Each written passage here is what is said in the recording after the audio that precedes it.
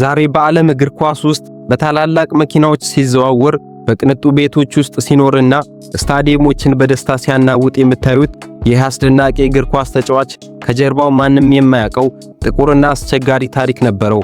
ከትምህርት ቤት መልስ በሱፐርማርኬት ውስጥ ለሰዓታት ጥቂት ፓውንዶች ብቻ እየተከፈሉት ይሰራ የነበረው የእግር ኳስ ህልሙ ጨልሞበት የነበረው ያ ታናሽ ልጅ ዛሬ በሚሊዮኖች የሚቆጠር ዋጋ ያለው ኮከብ ሆኗልኝ። አትችልም ተብሎ ከተባረረበት ክለብ በኩራት ተመልሶ ታሪክ እየሰራ የሚገኘው ይህ አስደናቂ እግር ኳስ ተጫዋች የኤቭሬቼዜ ልብ የሚነካ ታሪክ ነው። ለዚህ ዩቲዩብ ቻናል አዲስ ከሆናችሁ ሰብስክራይብ እያደረጋችሁ ቤተሰብ ሁኑ። Looking for space. Brilliant from Eza. How did he get it into a shooting position there?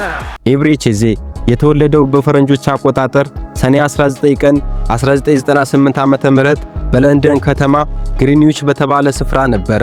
ወላጆቹ የዓለማችን እምቅ የእግር ኳስ ተሰጥኦዎችን የምታፈልቀው አፍሪካዊት ሀገር ናይጄሪያ ተወላጆች ናቸው። ሆኖም ግን በወቅቱ በነበረው ከባድ የድህነት ሕይወት ምክንያት የተሻለ ኑሮ ፍለጋ ከናይጄሪያ ወደ ለንደን ተሰደዱ። ምንም እንኳን ለረጅም ጊዜ በእንግሊዝ ሀገር ቢኖሩም በቤታቸው ውስጥ የነበረው ትህትናና ለሥራ ያላቸው ታማኝነት፣ ጠንካራ እምነት ለልጆቻቸው ትልቅ ስንቅ ነበረ። የኢዜ እናት ስለ ልጇ ስትናገር እንዲህ ትላለች። በልጅነቱ በጣም ረባሽና አስቸጋሪ ነበረ። ነገር ግን ኳስ በእጁ ስሰጠው ወዲያውኑ ጸጥ ይል ነበረ። ኢዜ ከልጅነቱ ጀምሮ ኳስ እያንከባለለ ያደገው ገና የ8 ዓመት ልጅ እያለ አባቱ በእግር ኳስ ላይ ያለውን ልዩ ፍቅርና ተሰጥኦ አይቶ ወደ አርሰናል እግር ኳስ አካዳሚ ወሰደው። እዚያም አካዳሚውን ሲቀላቀል እርሱ ሆነ ቤተሰቦቹ ትልቅ የምስራች ነበረ። ከናይጄሪያ ይዟቸው የተሰደደው የድህነት ጥላ በመጨረሻ ከላያቸው ላይ ሊርቅ እንደሆነ በማሰብ በደስታ ፈነጠዙ። ነገር ግን ነገሮች እንዳሰቡት አልሆነም። የአርሰናል አካዳሚ አሰልጣኞችና ሥራ አስኪያጆች በኢዜ ላይ የጠበቁትን ብቃት ማየት አልቻሉም።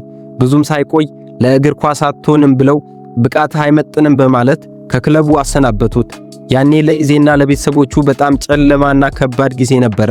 በአንድ ወቅት በተሰጠው ቃለ መጠይቅ ላይ እንዲህ ሲል አስታውሶታልኝ።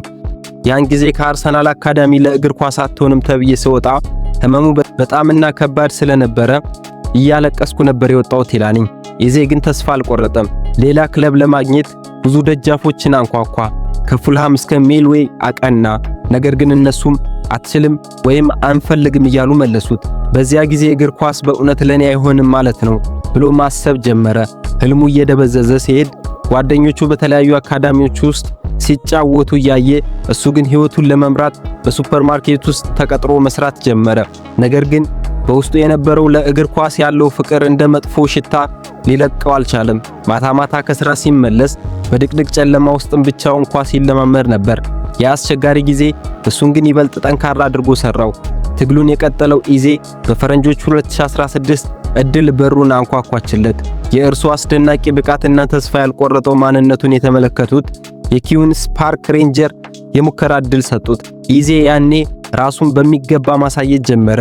ልዩ ፍጥነት፣ የፈጠራ ችሎታውና ሜዳ ውስጥ ያለው ረጋ ያለ ድንቅ አጨዋወት የብዙዎቹን ቀልብ ሳበ። ሰዎች ይህ ልጅ ልዩ ተሰጥኦ አለው ማለት ጀመሩ። ይህን ተከትሎ በፈረንጆች 2020 ላይ ክርስቲያን ፓላስ በታላቅ ዝግጅት አስፈረመው። በክርስቲያን ፓላስ ቤት ኢዜ ሙሉ በሙሉ ተለወጠ። ተከላካዮችን በቀላሉ የሚያልፍበት መንገድ፣ ከርቀት የሚመታቸው አስደናቂ ኳሶችና ኳስ በያዘ ቁጥር ለተመልካቾች የሚሰጠው ደስታ ስሙን በታላላቅ ክለቦች ዝውውር ውስጥ አኖረ። ብዙዎቹ ይህ ልጅ ወደ አንዱ ታላቅ ክለብ ማምራቱ አይቀርም ይሉ ነበረ። ያ የተባለው ታላቅ ክለብ ሌላ ሳይሆን አንድ ቀን አትችልም ተብሎ ያባረረው አርሰናል ሆነ። አርሰናል በአሁኑ ሰዓት የኢዜ ዋጋና ብቃት ምን ያህል ትልቅ እንደሆነ ሲረዳ የቀድሞ ልጁን ወደ ቤቱ መመለስ ወሰነ። ኦገስት 23 በ2025 አርሰናል ዝውውሩን በይፋ አጠናቀቀ። ከ60 ሚሊዮን ፓውንድ በላይ በሆነ ታላቅ የዝውውር ሂሳብ ኢዜ ወደ ኤምሬትስ ስታዲየም በክብር ተመለሰ። አስቡት፣ ገና በ13 ዓመቱ አትመጥንም ተብሎ በልቅሶ የወጣው ያ ታናሽ ልጅ ዛሬ የአርሰናል ወሳኝና ኮከብ ተጫዋች ሆኖ ተመልሷል። ይህ ፊልም አይደለም፣ የእውነተኛ የኤቭሬቼዜ ልብ የሚነካ ታሪክ ነው። ዛሬ በአርሰናል ቤት ውስጥ የማይተካ እጅግ አስፈላጊ ተጫዋች ሆኗልኝ።